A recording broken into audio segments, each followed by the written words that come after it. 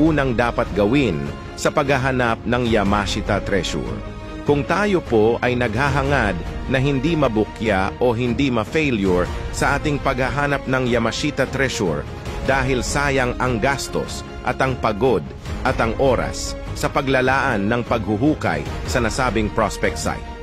Ang mga techniques para hindi mabukya mga hunters ay maghugay lamang po ng 3 to 7 FT sa mga target ninyong area o sa mga nais ninyong hukayin.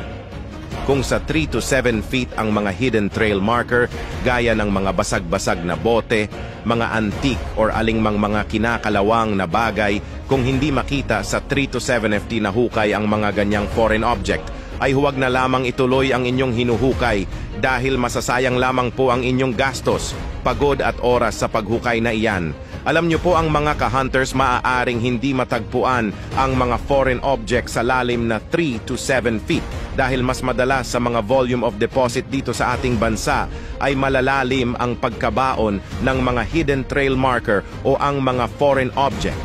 Sa lalim na 7 feet kung hindi matagpuan ang mga foreign object na sinabi ko kanina.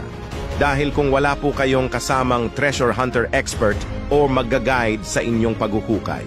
Sobrang taas po kasi ng percentage sa isang hukay na maaaring mag-horizontal ang inyong paghukay sa lalim na 7 feet pataas dahil sa mga hidden trail marker or mga arrow pointer na makikita sa ilalim.